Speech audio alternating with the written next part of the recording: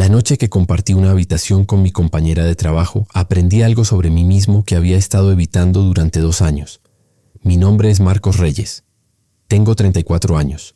Soy consultor de proyectos en una empresa de tecnología en Madrid y hasta esa noche en Sevilla era el tipo de hombre que había convertido la distancia emocional en una forma de arte. No era amargo, no era frío, era simplemente ordenado. Tenía mis reuniones, mis deadlines, mi apartamento limpio y una vida que funcionaba exactamente como yo la había diseñado después del divorcio, sin sorpresas, sin complicaciones, sin la sensación de que el suelo podía moverse bajo tus pies en cualquier momento. Eso era suficiente. Me había convencido de que eso era suficiente. Entonces apareció la conferencia de tecnología en Sevilla y con ella el problema más incómodo que había tenido en años. El hotel se había equivocado con las reservas. Déjame explicarte cómo. Llegué hasta ahí. Sofía Andrade llevaba 1 año y medio trabajando en mi equipo. Era la clase de persona que hacía que las reuniones difíciles parecieran manejables, que encontraba soluciones cuando todos los demás encontraban excusas y que tenía la irritante costumbre de tener razón en exactamente los momentos en que yo hubiera preferido que estuviera equivocada. También tenía una risa que podías escuchar desde el otro lado de la oficina, no porque fuera escandalosa, sino porque era real. Completamente sin disculpas, real. Yo había notado esa risa mucho más de lo que era profesionalmente razonable. Eso era todo lo que me permitía admitir. Cuando la empresa nos asignó juntos para representar al departamento en la Conferencia Nacional de Innovación Tecnológica en Sevilla, lo traté como lo que era: trabajo. 2 días de ponencias, una cena con clientes, un informe final. Limpio, profesional, manejable. Reservé 2 habitaciones individuales en el hotel con semanas de antelación. Lo que no reservé fue la posibilidad de que el hotel, con una combinación de sistema informático obsoleto y optimismo excesivo, confirmara ambas habitaciones a otros huéspedes. Lo descubrimos a las 10 de la noche, después de 6 horas de conferencia, una cena que se extendió más de lo planeado y el momento exacto en que los dos queríamos desaparecer en nuestras respectivas habitaciones y no hablar con nadie más en lo que quedaba del día. La recepcionista, una chica joven con la expresión de alguien que había dado malas noticias demasiadas veces esa semana, nos miró con genuina lástima. Lo sentimos muchísimo. Tenemos un solo tipo de habitación disponible esta noche. Pausa. Es una habitación doble. Sofía y yo nos miramos al mismo tiempo. Ese microsegundo de contacto visual donde los dos procesamos exactamente la misma información y llegamos a exactamente la misma conclusión. Esto iba a ser incómodo. ¿Hay otros hoteles cerca?, pregunté. A estas horas con la conferencia, la recepcionista hizo una mueca que lo decía todo. Sevilla está prácticamente llena esta semana. Sofía dejó su maleta en el suelo con suavidad. Luego me miró. Marcos, sí, ¿cuánto mide la cama? La recepcionista consultó su pantalla. Es una cama de matrimonio grande, 180 centímetros. Sofía me miró de nuevo. Yo la miré a ella. Los dos miramos a la recepcionista. La tomamos, dijo Sofía. El ascensor hacia la 4ª planta fue el silencio más ruidoso de mi vida profesional. Sofía tenía una pequeña sonrisa en la comisura de los labios que no era exactamente diversión, pero tampoco exactamente incomodidad. Era algo intermedio. La clase de expresión que usa alguien cuando la situación es objetivamente absurda y han decidido encontrarla interesante en lugar de terrible. Yo estaba concentrado en mirar los números del ascensor cambiar. Marcos, ¿sí? Respira. Giré la cabeza hacia ella. Estoy respirando. Estás respirando como alguien que está calculando la probabilidad de que esto aparezca en tu expediente de RRHH. A pesar de todo, casi me reí. No estaba calculando eso. ¿Qué estabas calculando si el sofá de la habitación tiene suficiente espacio para... No vas a dormir en el sofá? Sofía, somos adultos, Marcos. La cama tiene 180 centímetros. Me miró directamente. No me importa compartirla. ¿A ti te importa? Era la pregunta más sencilla del mundo. Y era simultáneamente la más complicada. No, dije, porque era la respuesta correcta, porque era la respuesta adulta y profesional y razonable, porque también era verdad y eso era el problema. La habitación era bonita. Eso fue lo primero que pensé cuando entramos. Sevilla tenía esa forma de hacer que los espacios parecieran cálidos incluso cuando no lo intentaban. Paredes color crema, madera oscura, una ventana con vistas a una calle estrecha donde alguien tocaba guitarra en algún balcón cercano. Una sola cama en el centro. 180 centímetros es mucho. Espacio en papel. Es una cantidad diferente cuando estás de pie frente a ella con tu compañera de trabajo a 30 centímetros de distancia. Yo me ducho primero, dijo Sofía, agarrando su neceser con la naturalidad de alguien que había decidido que la situación era normal y por lo tanto iba a hacerlo. Si no te importa, adelante. Cuando cerró la puerta del baño me senté en el borde de la cama y miré el techo durante aproximadamente 3 minutos. Me pregunté qué estaba haciendo. No en el hotel, en general. 2 años desde el divorcio.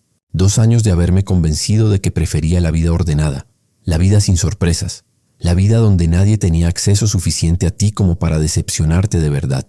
2 años de ir al trabajo, hacer mi trabajo bien, volver a casa y tratar a todo lo que se pareciera a un sentimiento genuino como algo que podía posponer indefinidamente. Y ahora estaba sentado en una habitación de hotel en Sevilla, escuchando la guitarra de la calle y pensando en la risa de Sofía Andrade. Era un problema que me había estado negando a nombrar durante demasiado tiempo. Cuando salió del baño, llevaba una camiseta gris y pantalones de pijama con pequeños cactus estampados.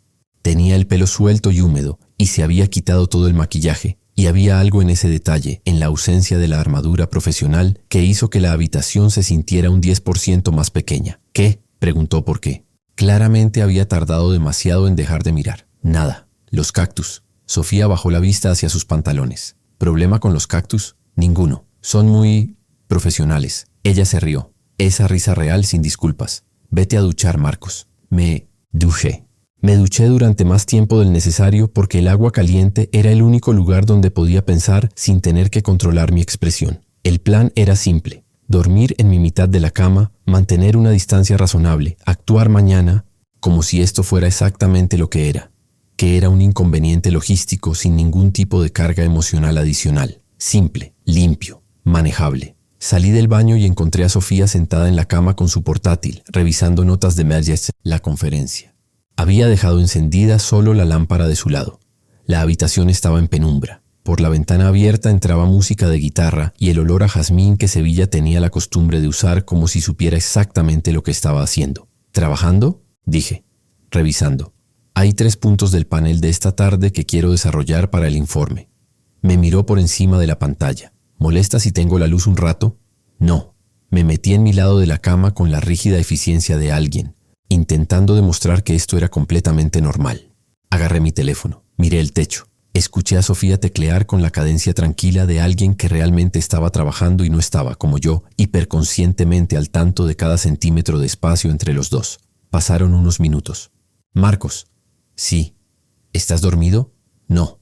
¿Puedo preguntarte algo? Depende. Escuché el sonido del portátil cerrándose. La oscuridad de la habitación se hizo más completa.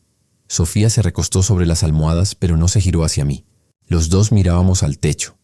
¿Qué fue lo que más te gustó de la conferencia hoy?, preguntó. No era la pregunta que esperaba. ¿En serio? En serio. Pensé un momento. La ponencia de las 4. El tipo de Barcelona con el modelo de predicción adaptativa. Sí. Su voz tenía una sonrisa dentro. Yo también. Cuando dijo que los mejores sistemas no predicen el futuro, sino que aprenden a estar cómodos con la incertidumbre, hizo una pausa. Me pareció que estaba hablando de algo más que de software. Giré la cabeza hacia ella sin pensar. Ella también había girado la cabeza hacia mí. En la penumbra solo podía ver el contorno de su cara, los ojos que captaban, un poco de luz de la calle. Sí, dije. A mí también me pareció eso. Silencio. No el silencio incómodo del ascensor. Algo diferente. El tipo de silencio que existe entre 2 personas cuando acaban de decir algo verdadero accidentalmente. Marcos, dijo Sofía en voz más baja ahora. ¿Sí? ¿Por qué eres tan cuidadoso conmigo? La pregunta me golpeó en un lugar que no esperaba. No, sé a qué te refieres. Sí sabes. Su voz no era acusadora, era simplemente directa, con esa precisión que Sofía tenía para decir cosas que era imposible desviar. En el trabajo eres diferente con todo el mundo, con los clientes, con el director, incluso con los del equipo. Pero conmigo hay una distancia que mantienes constante, como si hubieras trazado una línea y decidieras no cruzarla nunca. No respondí de inmediato. No lo critico, continuó. Solo tengo curiosidad. La curiosidad puede ser peligrosa, dije. Lo tesos, sé. Una pausa. Por eso la pregunto. Ahí estaba, la conversación que había estado evitando tener durante 1 año y medio. En una habitación de hotel en Sevilla, con música de guitarra entrando por la ventana a 180 centímetros, de Sofía Andrade, sin ningún lugar donde esconderme excepto la oscuridad.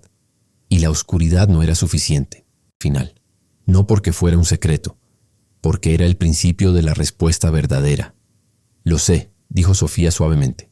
No fue dramático. No hubo traición ni escenas grandes. Busqué las palabras. Fue el tipo de final que es casi más difícil porque no hay un villano claro. Solo dos personas que se querían de maneras que resultaron ser incompatibles. Y lo supimos durante mucho tiempo antes de admitirlo.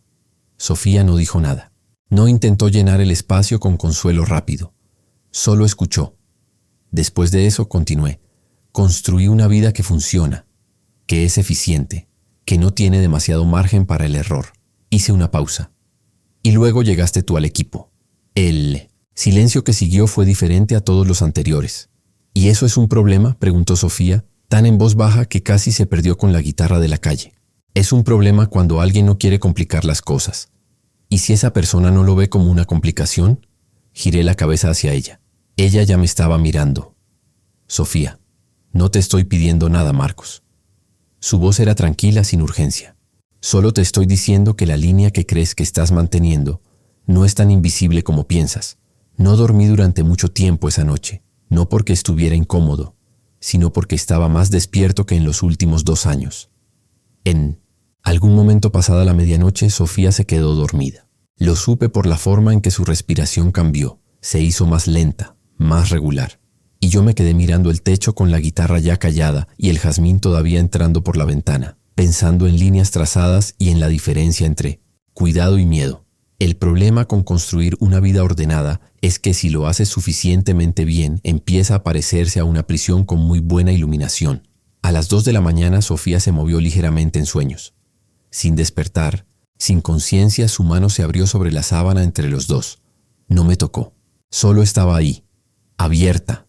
Miré esa mano durante un tiempo ridículo. Luego, despacio, moví la mía hasta que el borde de mis dedos rozó los suyos. Ella no se despertó.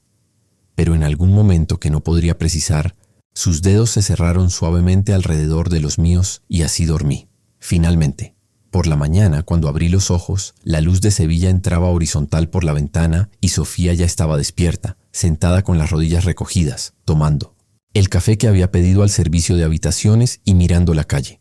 Nuestras manos ya no estaban unidas. Pero tampoco lo habían olvidado. Me vio despertar. No dijo nada durante un momento. Luego señaló la mesita de noche de mi lado, donde había otro café esperando. Pedí 2, dijo simplemente. Me incorporé. Agarré el café. Los dos miramos la calle de Sevilla en un silencio que era completamente diferente a todos los silencios del día anterior. Sofía, dije al fin. Marcos, anoche, sé lo que pasó anoche.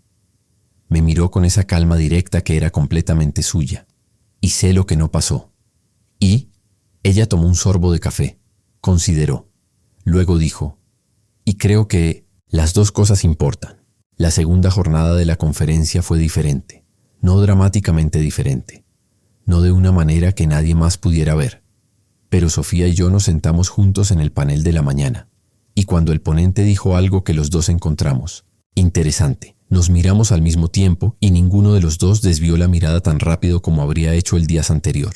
En el descanso, mientras esperábamos el café, Sofía dijo en voz baja, ¿sigues calculando probabilidades de RHH? Ya. No. Ella asintió satisfecha, como si eso fuera suficiente información por el momento. Y lo era. El tren de vuelta a Madrid salía a las 7 de la tarde. En la estación, con las maletas a nuestros pies y 40 minutos de espera, Sofía sacó un libro y yo saqué el teléfono. Y estuvimos en silencio cómodo durante 20 minutos antes de que ella dijera, sin levantar los ojos de la página, ¿qué pasa cuando volvamos a Madrid? Era la pregunta real, la que importaba. No lo sé, dije. Eso es honesto. Sé que no quiero que nada cambie en el trabajo de una manera que te ponga en una posición difícil. Sofía bajó el libro. Me miró. Eso es lo segundo que ibas a decir. ¿Cuál era el primero? La miré. El primero era que había dormido mejor esa noche con su mano en la mía que en los 2 años anteriores combinados. El primero era que la risa que podía escuchar desde el otro lado de la oficina llevaba meses siendo la parte del día que sin querer esperaba. El primero era que construir una vida sin margen de error también significaba construir una vida sin margen de nada más. El primero, dije, era que no quiero seguir manteniendo esa distancia. Sofía me miró durante un segundo largo. Luego asintió una sola vez con la misma calma con que tomaba todas las decisiones importantes. Bien, dijo. Eso era lo que quería saber. No fue inmediato. Sofía no era el tipo de persona que confundía un momento honesto con una conclusión. Yo tampoco, aunque por razones diferentes. Lo que sí pasó fue esto. 2 semanas después de Sevilla, cuando salimos del trabajo un jueves por la tarde, Sofía dijo que iba a un mercado de libros de segunda mano que había cerca y preguntó si quería acompañarla. Dije que sí antes de que terminara la pregunta. Pasamos 2 horas en ese mercado. Ella encontró 3 libros que no necesitaba y los compró de todas formas. Yo encontré uno de arquitectura industrial de los años 60 que no sabía que quería hasta que lo tuve en las manos. Tomamos café en una terraza pequeña con mesas, de madera vieja, y hablamos de cosas que no tenían nada que ver con el trabajo, y también de cosas que sí tenían que ver, y la línea entre las dos no importó en ningún momento. Cuando nos despedimos en el metro, Sofía dijo, «Esto no fue una cita». «No», dije, «pero si la próxima vez alguien pregunta, podría serlo». La miré. Ella me devolvió la mirada con esa expresión que tenía entre seria y divertida, completamente suya. «De acuerdo», dije. La próxima vez fue el sábado siguiente, y esa sí la llamamos por su nombre. No se lo dijimos a nadie en el trabajo durante un tiempo, no porque fuera un secreto, sino porque lo que estaba creciendo entre nosotros era demasiado nuestro como para convertirlo en conversación de oficina antes de que nosotros mismos lo entendiéramos del todo. Lo que entendí durante esos meses fue esto. Sofía Andrade no quería ser el antídoto de mi divorcio. No quería ser la prueba de que yo era capaz de volver a confiar. No quería ninguno de los roles que la gente asigna a la primera persona con quien vuelves a arriesgar algo después de que te han roto el corazón. Quería ser ella misma. Y quería que yo fuera lo suficientemente valiente como para verla como eso, no como una solución, sino como una persona. Eso fue lo más difícil y lo más importante que aprendí. 1 año después de Sevilla, volvimos al mismo hotel. Esta vez no fue por una conferencia. Fui yo quien hizo la reserva. Una habitación doble, vistas a la calle, ventana que podía abrirse. Sofía lo supo cuando vio la reserva. Me miró con esa expresión. ¿Una sola habitación? Una sola habitación, confirmé. ¿Y la cama? 180 centímetros. Ella asintió lentamente, con la seriedad perfecta de alguien discutiendo los términos de un acuerdo importante. Acepto las condiciones. Esa noche, con la música de guitarra entrando por la misma ventana y el mismo jazmín en el aire, Sofía dijo, ¿sabes qué fue lo primero que pensé cuando dijeron que solo había una habitación? ¿Qué? Me miró. Que a lo mejor el hotel no se había equivocado del todo. La miré durante un momento. Yo pensé lo mismo, dije. Y esa vez ninguno de los dos tuvo que esperar hasta las 2 de la mañana para decirlo. 2 años después de esa primera noche en Sevilla, le pedí a Sofía que se casara conmigo. No en un restaurante caro ni con un discurso preparado. Fue un domingo por la mañana en nuestro apartamento, con café a medio terminar y ella leyendo en el sofá con los pies apoyados en mis piernas, con sus ridículos calcetines de rayas. Saqué el anillo y lo puse en la página de su libro. Sofía bajó el libro, miró el anillo. Me miró a mí. ¿Esto es lo que estabas calculando?, preguntó. Desde hace un tiempo, admití. Ella tomó el anillo con cuidado, lo giró entre sus dedos, lo observó con la atención con que miraba todas las cosas que le importaban de verdad. Luego me miró. La respuesta es sí, dijo. Pero quiero que sepas que no necesito que seas perfecto. Lo sé. Solo necesito que seas honesto. Lo sé. Y que aceptes que a veces voy a tener razón antes que tú. A pesar de todo me reí. Eso ya lo sé también. Sofía sonrió y era esa risa, la risa real sin disculpas que podía escuchar desde el otro lado de la oficina. Se puso el anillo y yo entendí que la vida sin margen de error que había construido tan cuidadosamente después del divorcio no era lo que me había salvado, era lo que casi me cuesta perder esto. Cuando la gente nos pregunta cómo empezó todo, Sofía siempre dice, un hotel en Sevilla se equivocó con las reservas. Y yo siempre añado, fue el mejor error que alguien ha cometido en mi nombre. Lo que no decimos porque es nuestro es esto, que esa noche en la oscuridad con música de guitarra entrando por la ventana, los dos mirábamos el techo pensando exactamente lo mismo, y ninguno de los dos fue lo suficientemente valiente para decirlo en voz alta, hasta que lo fuimos. ¿Qué habrías hecho tú si te hubieran puesto a compartir habitación con alguien que llevabas meses intentando no notar? ¿Demasiado? ¿Y alguna vez has construido tanta distancia alrededor de algo que querías que casi lo perdiste sin darte cuenta? Cuéntamelo en los comentarios. Si te gustó esta historia, dale like, suscríbete y nos vemos en el próximo video.